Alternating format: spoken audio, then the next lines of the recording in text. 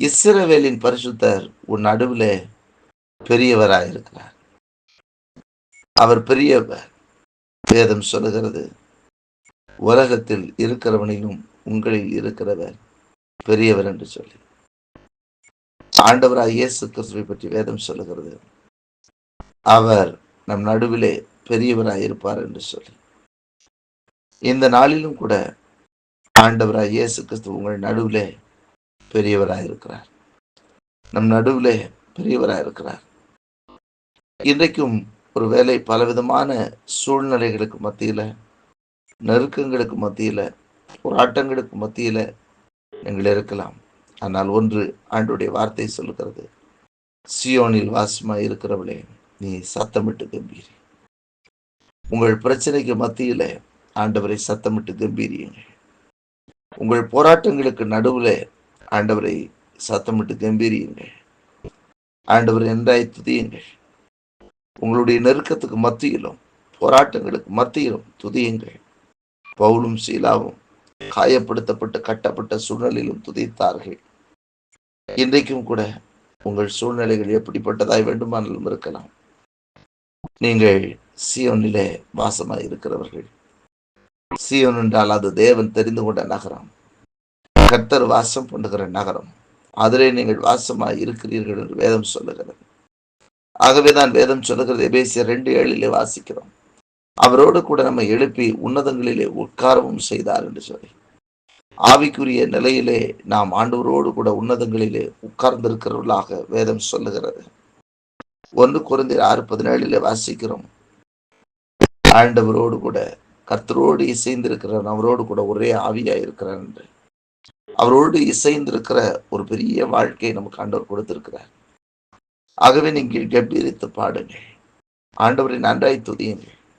மேலும் வசனம் சொல்லுகிறது, கர்த்தரிடத்தில் நீ மனமகிழ்ச்சியாயிரு, அவர் உன் இருதயத்தின் வேண்டுதல்களை எல்லாம் அருளி செய்வார் என்று. நம்முடைய வாழ்க்கையில எப்படிப்பட்ட சூழ்நிலையும் ஆண்டவரை துதிக்குவோம், ஆண்டவரை ஸ்தோத்தரிப்போம், ஆண்டவரை மகிமைப்படுத்துவோம், ஆண்டவரை கம்பீரும், ஆண்டவரை சத்தமிட்டு கம்பீரிப்போம். ஏனென்றால் இஸ்ரவேலின் பரிசுத்தர் நடுவிலே இருக்கிறார்.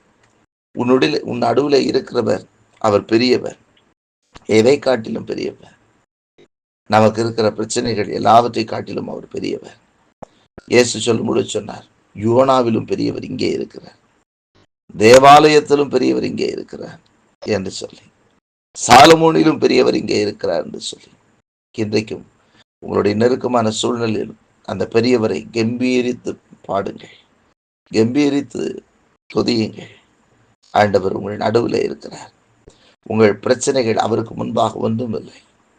உங்களுக்கு முன்பாக இருக்கக்கூடிய பெரிய பெரிய பர்வதம் கூட அவருடைய பிரசன்னத்துக்கு முன்பாக மெழுகு போல உருகி போகும்.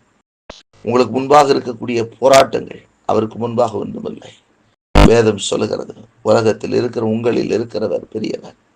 ஒருவேளை நீங்கள் பிசாசின் போராட்டத்தினாலும், பில்லி சுனியத்தின் வல்லமையினாலும், மாந்திரிகத்தின் வல்லமையினால், பலவிதமான கட்டுகளினால் கட்டப்பட்டிருந்தாலும், அதை காட்டிலும், அந்த சத்துருவின் வல்லமை காட்டிலும், சத்துருவை காட்டிலும் பெரியவர் உங்களுக்கு நடுவில் இருக்கிறார்.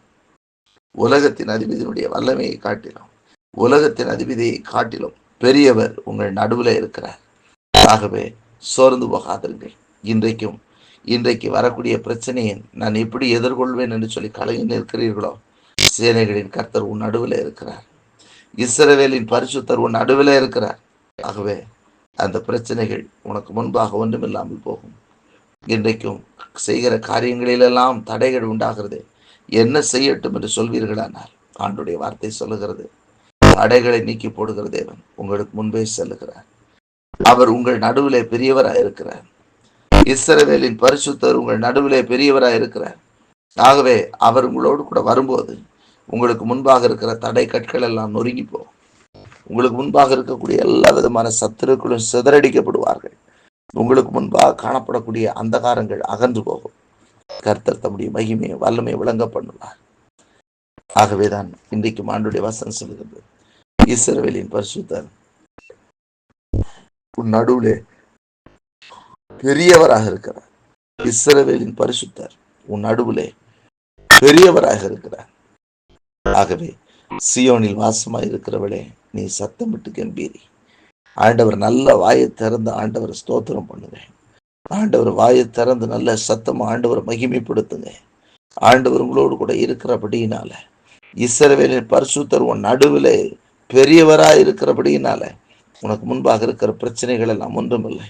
உனக்கு முன்பாக இருக்கிற போராட்டங்கள் எல்லாம் ஒன்றுமில்லை. உனக்கு விரோதமாக எழும்பின கூட்டங்கள் எல்லாம் அடங்குவார்கள். உனக்கு விரோதமாக எழும்பின எல்லா ஆயுதங்களும் வாய்க்காமல் போகும் என்றால், இஸ்ரவேலின் பரிசுத்தர் உன் நடுவில் பெரியவராயிருக்கிறார். அவர் பெரியவர், அவர் பெரியவர், அவர் பெரியவர்.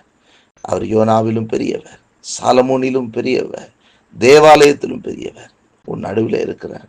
உலகத்தில் இருக்கிறவனிலும் உனக்குள் இருக்கிறவர் பெரியவர். ஆகவே கலங்காதிருங்கள். கர்த்தர் உங்களோடு கூட இருந்து பெரியவராய் வெளிப்படுவார். இந்த நாளிலும் எந்தெந்த காரியங்களை குறித்து பயந்தீங்களோ, எந்தெந்த காரியங்கள் நிமித்தம் சோர்ந்து போயிருக்கிறீங்களோ, அந்த காரியங்களை எல்லாம் மாற்றி அமைக்க வல்ல தேவன் பெரியவராய் உங்கள் நடுவில் இருந்து உங்களை ஆசீர்வதிப்பார்.